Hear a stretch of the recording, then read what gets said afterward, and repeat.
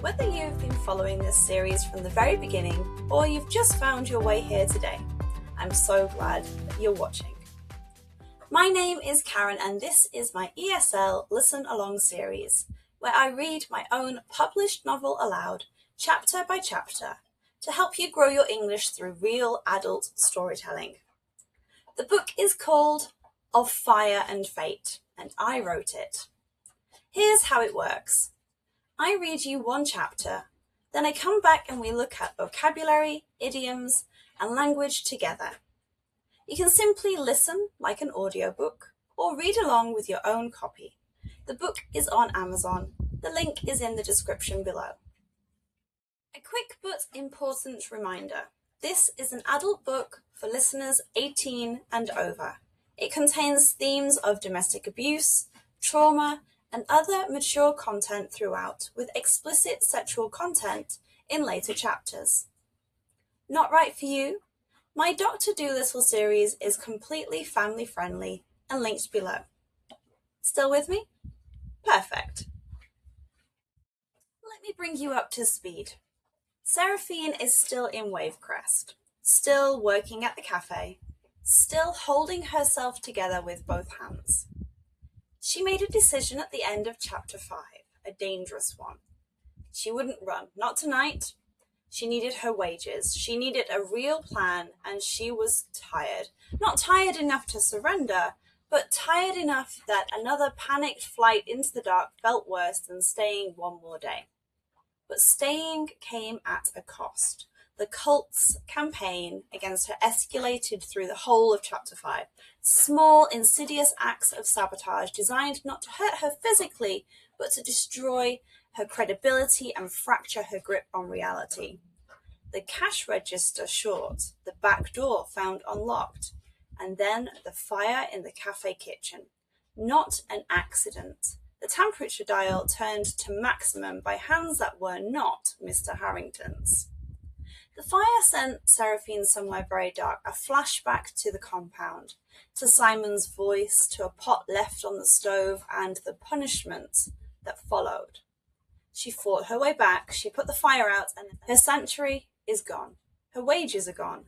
Her carefully constructed life in Wavecrest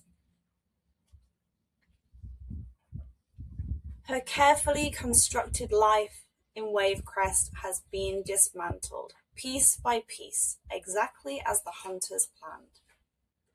And then, on the beach, broken and out of options, she found Draven, sitting beside her in the dark, not asking questions, just present, just steady.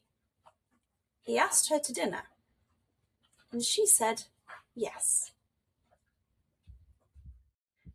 Chapter 6 is different in tone from what has come before, because Draven walks into the cafe.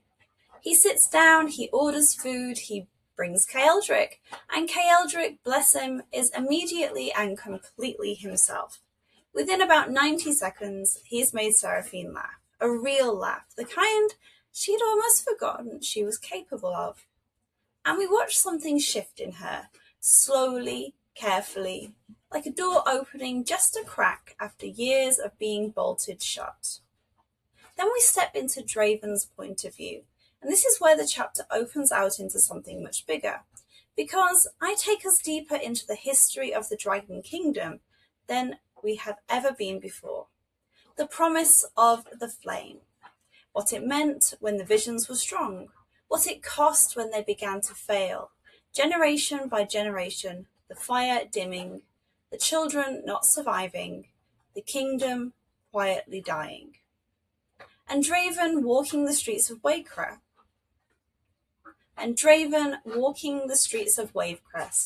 Watching Seraphine through a cafe window, understanding for the first time in years what hope actually feels like.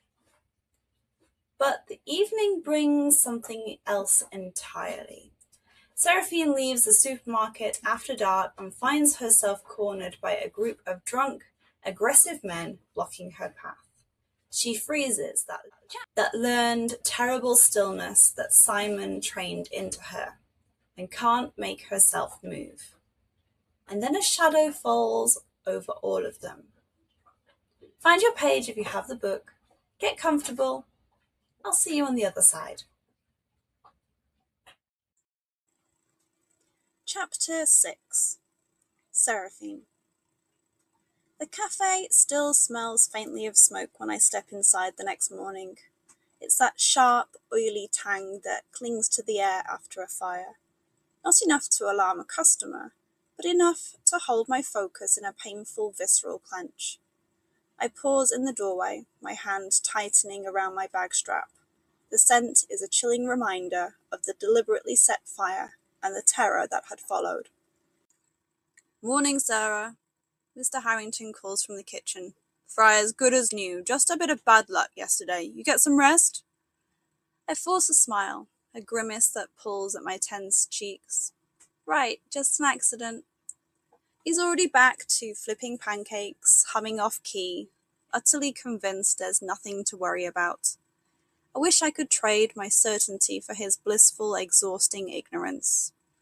All morning I run the routine. Coffee, orders, polite smiles. My stomach stays tight, a knot of dread. I meticulously checked the back door lock every 15 minutes, peering out at the street, searching for any sign of the sandy-haired man or the sleek black car. My own shadow felt like a threat. Then, just as I'm wiping down a sticky table, the bell above the door jingles, and the air changes. He walks in, the man who pulled me from the street. For a moment, my body reacts before my mind does. My heart stutters and every nerve goes on high alert. Not in panic, but in a sudden, jolting recognition. My skin feels hot, a primal, confusing response to his sheer presence. He's not alone. Another man follows him. He is tall, but still somehow dwarfed by my rescuer's imposing presence. Both carry themselves with easy confidence. The small cafe now feels smaller, the ceiling too low, the booths too cramped. They are creatures built for open spaces and commanding attention. I grab a couple of menus, channeling all my energy into plastering the Sarah mask back on. The cafe has hit its mid-morning lull. The breakfast rush is over, but lunch hasn't started yet. Only a handful of tables are occupied. Mrs. Chen, in her usual corner booth, works through the crossword with focused determination. It suggests she's been stuck on the same clue for 20 minutes. A young couple sits by the window, so absorbed in each other that they haven't touched their cooling coffee. These two men now radiate power in a way that makes everyone else in the room seem like background scenery. "Hi, good to see you again," he says when I reach the table, and there's a faintest emphasis on again. An acknowledgement of yesterday, of the car, of his hands steadying me when the world tilted sideways. His voice is smooth, low, but carefully modulated, as if he's testing every word before releasing it into a charged atmosphere. His companion, the one with the easy, confident posture and eyes that seem to catalogue everything, sets down his phone and grins at me. "He's been brooding about whether you'd remember him. I told him you would. You don't forget someone who yanks you out the path of a homicidal driver." "Keeldrick," Draven says, a warning note threading through the name. "What, I'm helping!" Keeldrick's grin widens. "I'm KL, by the way, voice of reason and general creeper of his broodiness here. Don't let the intense staring unnerve you. It's his natural state." Despite everything, the fear, the exhaustion, the constant vigilance, I feel my lips twitch, almost a smile. "Are you all right after, Draven asks, and there's genuine concern in those bronzed eyes. Not the clinical concern of someone going through social motions, but a real worry. My pulse trips. He remembers. He cares enough to ask. But caring can be surveillance. Concern can be control. Simon always cared so much about where I was, what I was doing, and who I talked to. I'm fine. I lie automatically, the words a reflex now polished smooth from years of use. Draven studies me for a beat too long, and I have the uncomfortable sensation that he sees straight through the lie. But instead of pushing, he simply nods. I'm glad. The silence that follows isn't uncomfortable exactly, but it's weighted. I should take their order, move on to the next table, and maintain the professional distance that keeps me safe. Instead, I hear myself say, "Thank you for yesterday. I was in shock, I think, and I didn't properly thank you." "You don't need to thank me for basic decency," he says, and there's something almost fierce in his tone. Keeldrick clears his throat meaningfully. "As touching as this moment is, I'm slowly starving to death, which, for the record, is a tragedy that could devastate nations." The absurdity of the statement, delivered with complete sincerity, breaks the tension. I gesture towards the chalkboard, grateful for the return of familiar territory. The all-day pancakes are good, or if you're looking for something more lunch-like, the locals swear by the crab rolls. "Crab rolls," Draven says immediately, his eyes never leaving mine. "If you recommend them, I'm sure they're excellent." "I'll have the same," Keeldrick adds, "and coffee, lots of coffee." He kept me up all night with his pacing and dramatic sighing. "I don't pace dramatically," Draven mutters. "You absolutely do. You're very committed to your angst." I write down their order. This time the smile tugging at my lips is real, because their dynamic puts me at ease. The way they banter, so easy and natural, and the obvious depth of their friendship feels safe. It's familiar in a good way, like watching two brothers or friends who have known each other so long they've developed their own language. "Coffee coming right up," I say, and retreat to the safety of the service counter. Marcus appears beside me, loading clean mugs onto the shelf. "New customers?" "Tourists, I think." "The tall one's been staring at you like you're the answer to a question he forgot to ask." Marcus keeps his voice low, conversational. "Just saying if you're into that whole mysterious stranger thing." "I'm not into anything," I say firmly, but my traitorous heart does a complicated flutter that suggests otherwise. "Sure," Marcus grins, unbothered by my denial. "That's why you've checked their table 5 times in the last 2 minutes." I haven't been checking, except I have. Every time I glance up, Draven is watching me, not in the way most men look, hungry or possessive. It's curious, attentive, like he's studying a deeply complicated puzzle he desperately wants to figure out, and he has all the time in the world to solve it. When I deliver their coffee, Keeldrick is mid-story about a diplomatic incident and a very unfortunate misunderstanding of regional customs. Draven is listening with the patient expression of someone who's heard this story multiple times but doesn't mind hearing it again. "And that's why I'm no longer welcome in the northern province during winter solstice," Keeldrick finishes, looking entirely too pleased with himself. "That's not exactly how it happened," Draven says mildly. "It's how I remember it, and which is all that matters." I set down their mugs, and Keeldrick immediately wraps both hands around his, as if it's a life preserver. "You're a saint, a goddess. I take back every cynical thing I thought about small-town cafes." "Give it 5 minutes," I say. "The coffee's been sitting for a while. It might change your mind." "Impossible! This is ambrosia." He takes a sip and makes an exaggerated face of bliss that's so over the top it startles a laugh out of me, a real one, unexpected and rusty from disuse. The sound seems to catch Draven's attention. His whole posture shifts, subtle but noticeable. He leans forward slightly, eyes brightening, as if that laugh was something precious, worth preserving. It's too much attention.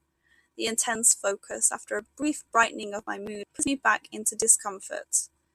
I mumble something about getting their food and flee to the kitchen, gratitude at my own escape blending with a pang of disappointment at how quickly my guard rebuilds. When I deliver their plates, Keeldrick immediately digs in. His enthusiasm suggests he wasn't exaggerating about the starvation. Draven, however, waits until I'm a few steps away before starting, as if he'd rather continue watching me than eat. It should feel creepy, should trigger all my carefully honed warning systems. Instead, it feels safe, like being seen without being judged. Sarah, Mr. Harrington calls from the kitchen. Can you check on table 2? They need refills. I nod, grateful for the distraction, and move through my routine. But I'm hyper-aware of their presence. The cafe feels cozier and warmer with them in it. When Keldrick flags me down for the check, Draven leans forward slightly. His voice drops low, enough that only I can hear. I'm Draven, by the way, Dre. I know I told you yesterday, but you were in shock and I wanted you to know, properly. The reintroduction is gentle, acknowledging that our first real meeting was traumatic, offering a do-over. It's such a small kindness, but it lands with disproportionate weight. Sarah, I say, even though he already knows, then softer. Thank you for everything. Before leaving, he waits for a moment when the cafe is quiet. Mr. Harrington is in the back and Marcus is on his break. Would you have coffee with me later? Nothing formal, just to talk. The simple question steals my breath. No one's asked me out like that in years, without pressure, without expectation. I can't, I say, shaking my head. Too much going on. He nods once, accepting it without argument. No anger, no pressure, no entitlement. Another time, maybe. But I hope you're careful walking home tonight. The gentle warning felt like both a comfort and a confirmation of my deepest fear. He pays, his hand brushing mine briefly as he takes the receipt. I feel the now familiar electric heat flood my system. He glances back once, his golden eyes lingering on me for a fraction too long, before stepping out into the sunlight with his friend. Draven. The moment I'm outside, away from her scent and the impossible pull of the mate bond, the dragon surges. Claim, now go back, she's right there.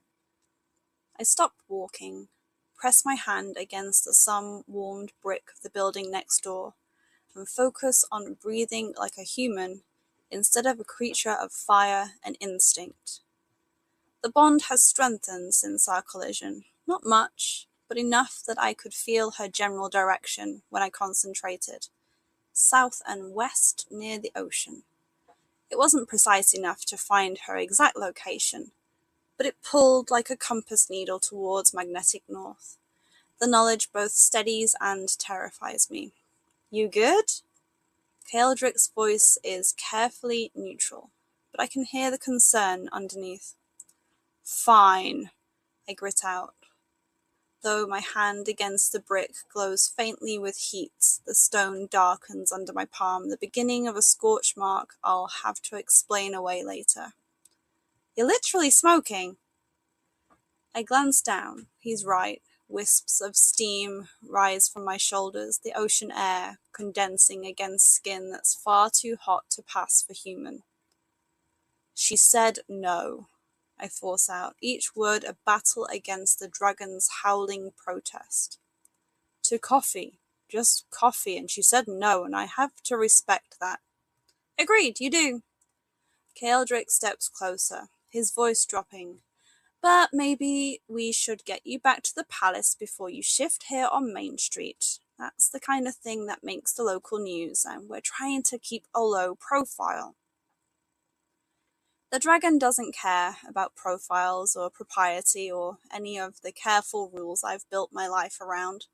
He only knows that his mate is 30 feet away, behind a thin pane of glass, and every instinct is screaming to go back, to stay close, to protect her from whatever put that haunted look in her eyes.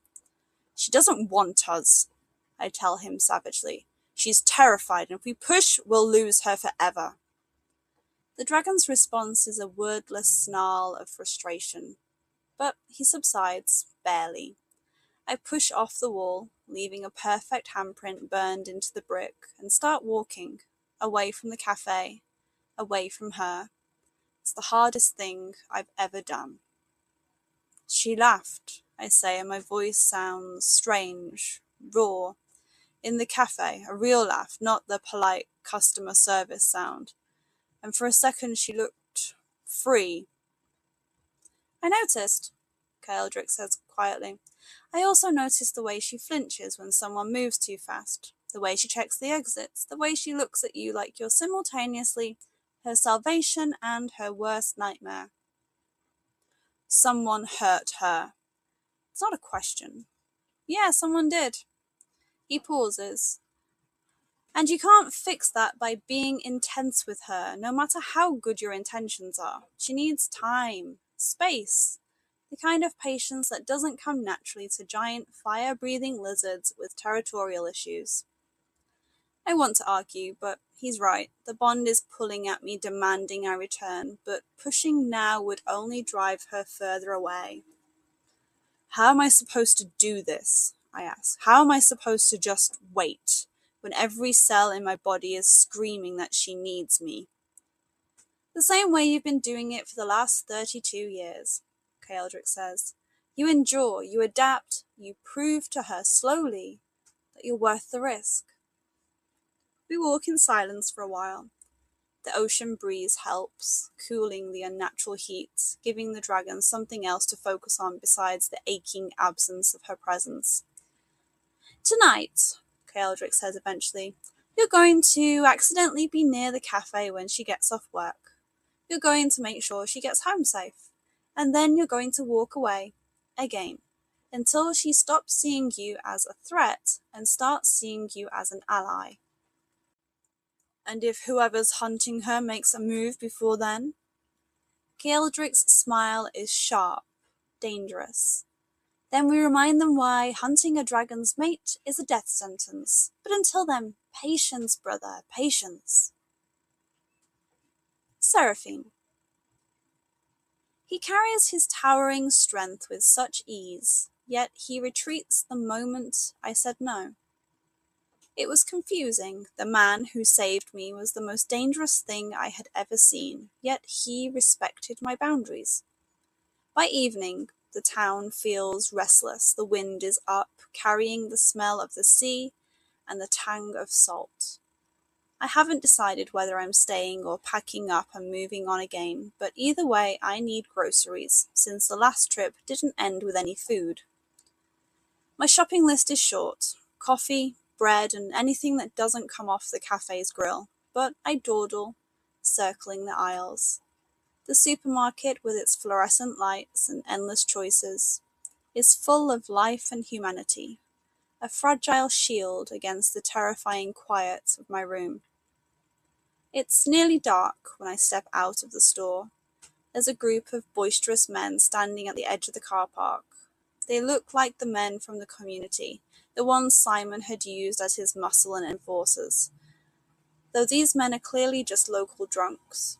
But the sight of them, leaning against the damp brick, their posture aggressive and slack all at once, sent a wave of nausea through me.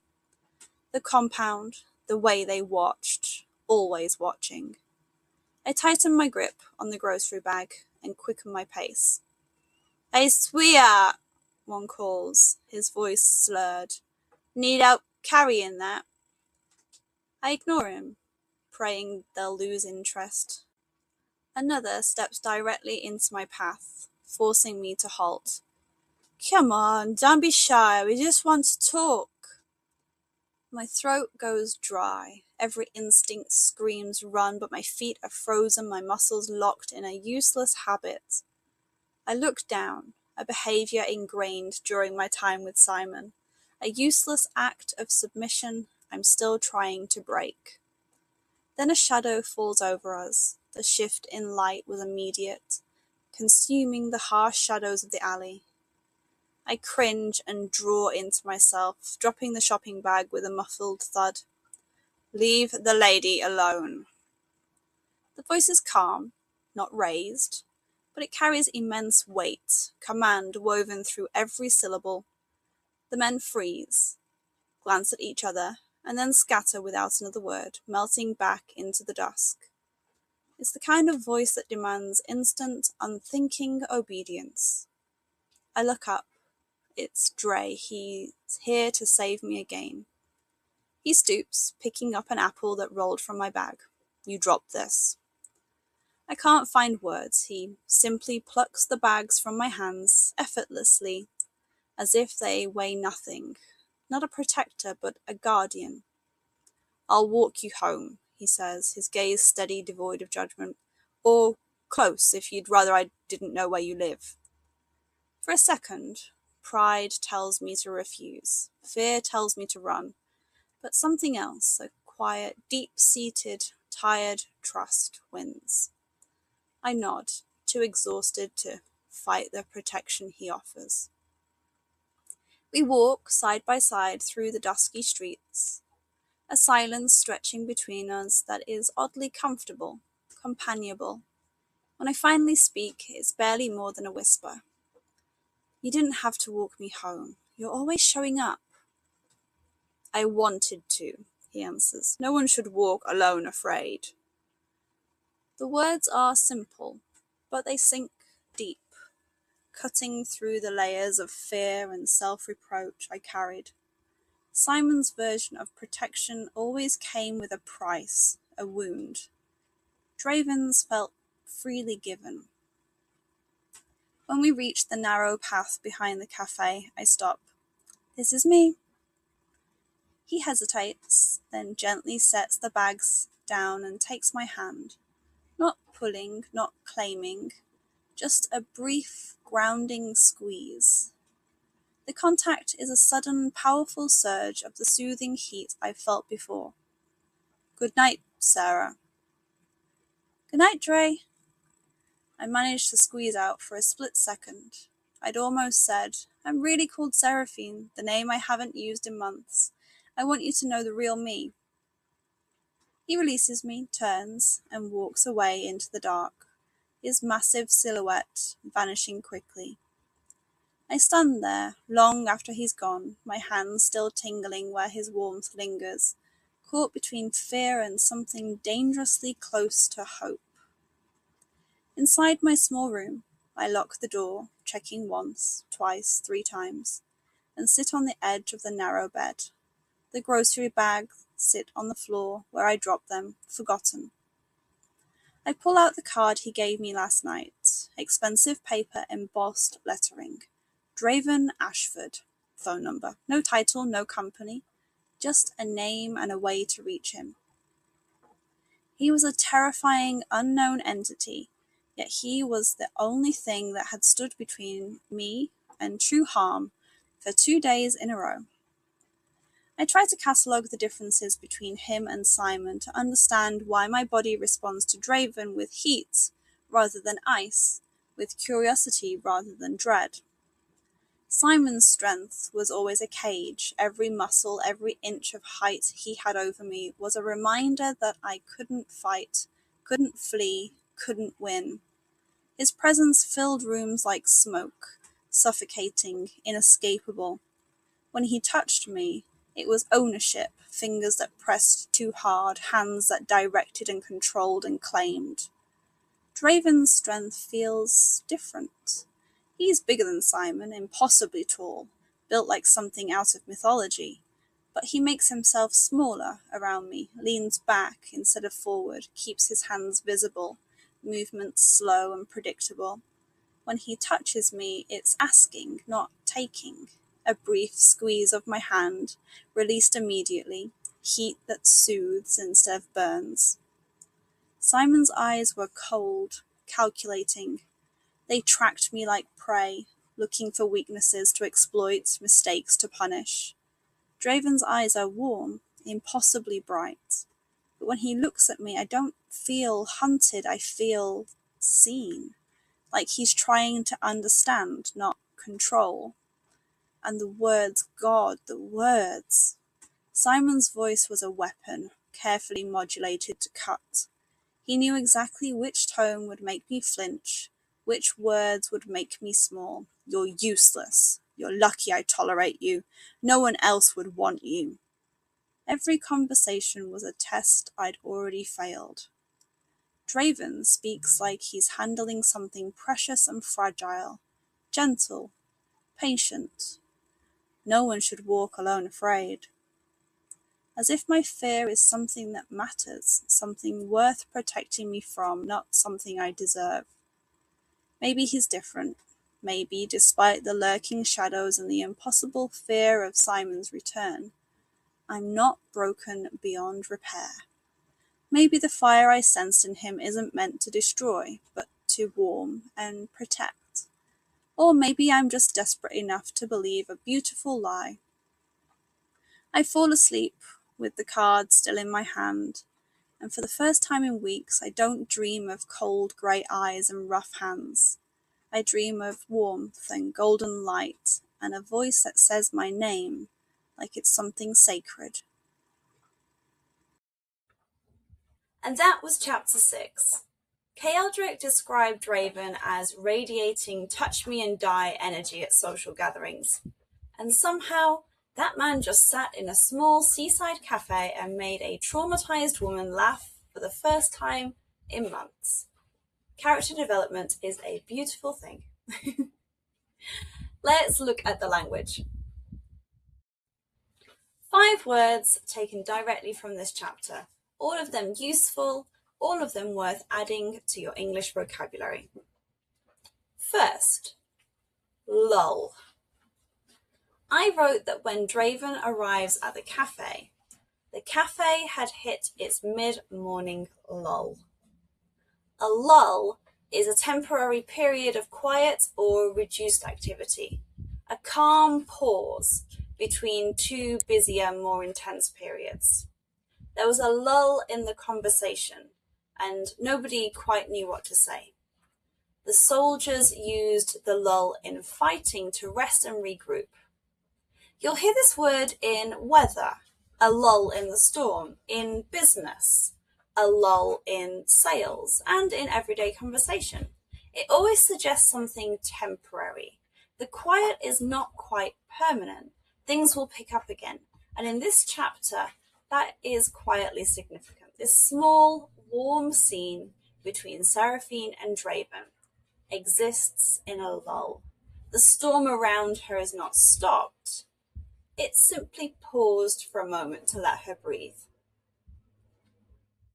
Number 2, modulated. When Draven speaks to Seraphine across the cafe table, I wrote that his voice is carefully modulated, as if he's testing every word before releasing it.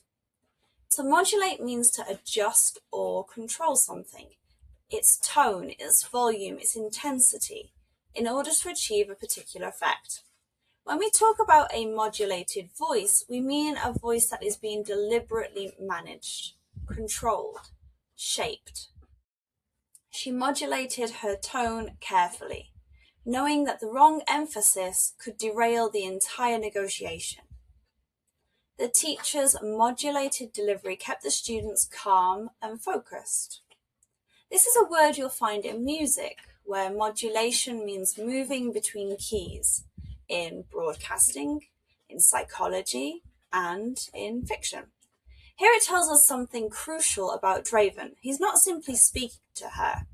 He is engineering every syllable, not to deceive her, but because he understands that the wrong word, the wrong tone, the wrong emphasis could send her running again. That level of conscious care is remarkable, and one word carries it all. Third, calibrating. Outside the cafe, after Seraphine has retreated to the service counter, I wrote that Draven is calibrating every word before releasing it into the charged atmosphere. To calibrate means to measure and adjust something very precisely, to fine-tune it against a known standard so that it performs exactly as needed. The engineers spent hours calibrating the instruments before lunch. She was carefully calibrating her response, aware that too much honesty could do real damage. It's a word from science and engineering that we've moved beautifully into everyday and literary language. We calibrate equipment, but we also calibrate responses, expectations, relationships. What makes it so precise here is the image it creates. Draven is not just thinking before he speaks, he's running calculations, adjusting, testing. He's treating every interaction with Seraphine as something that requires the same care and precision as a scientific instrument. Because to him it does.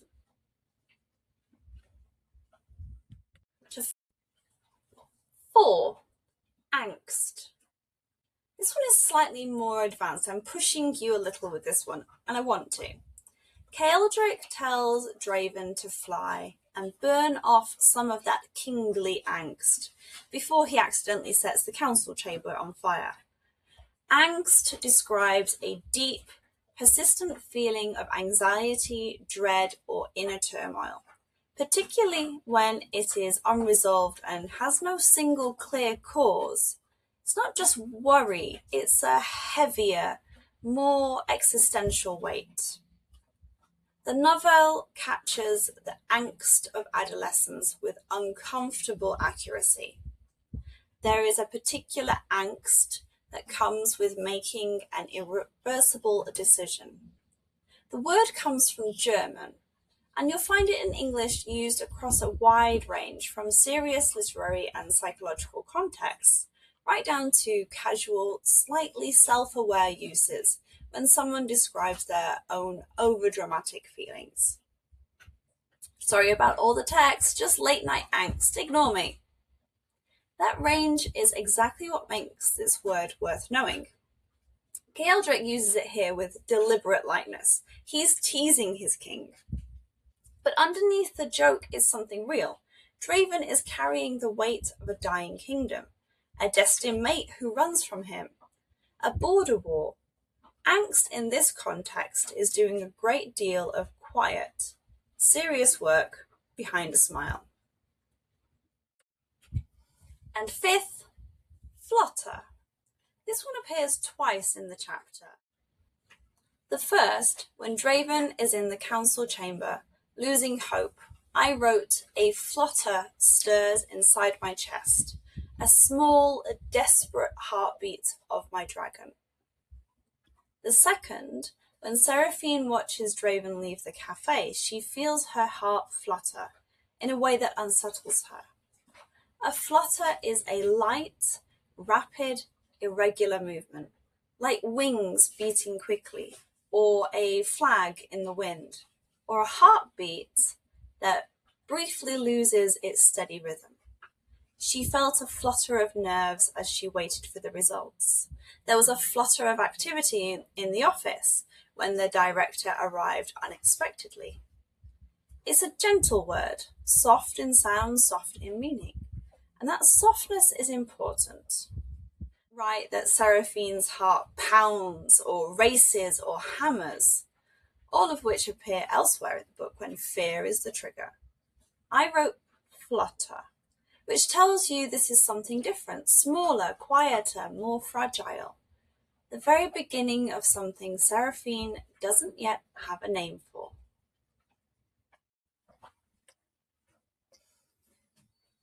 The idiom from this chapter is one that appears in how the drunk men outside the supermarket speak to Seraphine, and in how Draven handles it. One of the men steps directly into her path and says, "Come on, don't be shy, we just want to talk." And Draven steps out of the shadows and says simply, "Leave the lady alone." The idiom I want to focus on is to stand your ground. Draven doesn't shout, doesn't threaten, doesn't move aggressively. He simply appears, immovable, completely calm, and stands his ground. To stand your ground means to refuse to retreat, or back down, or change your position when faced with pressure, opposition, or confrontation. She stood her ground during the negotiation, even when the pressure became intense. He stood his ground despite the criticism and was eventually proved right. It comes originally from military language, the literal act of holding your position on a battlefield rather than retreating. But in modern English, it's used everywhere, in arguments, in business, in personal relationships, in legal contexts.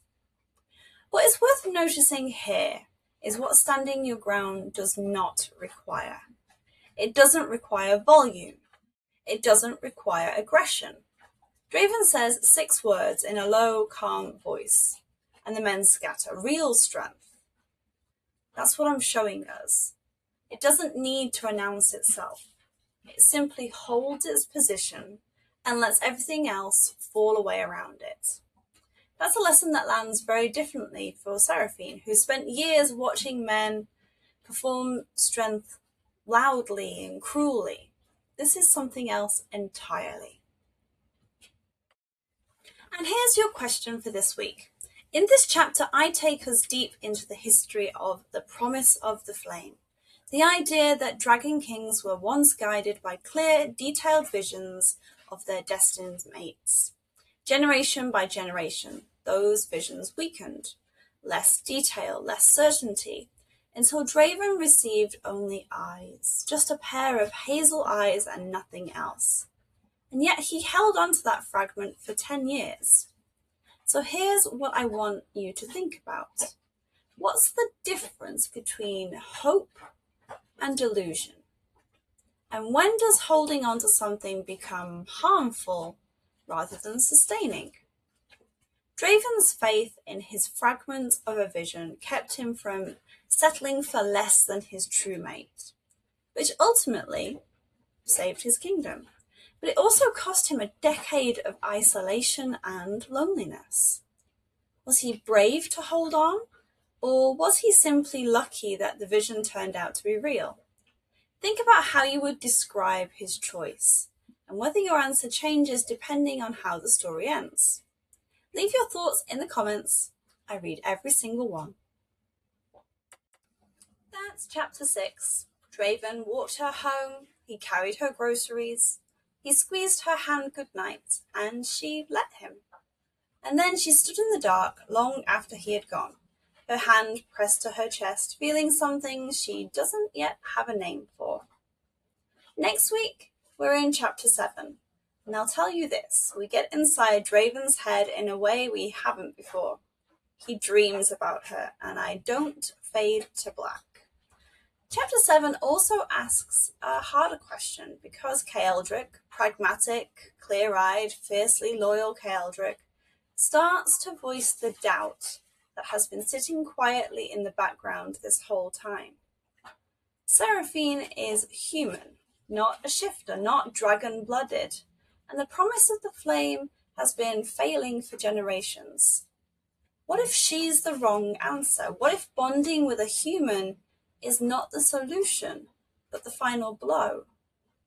It's the question nobody wants to ask, and chapter 7 asks it out loud. Subscribe so you don't miss it. The book link is in the description if you can't wait. I completely understand. Take care of yourselves.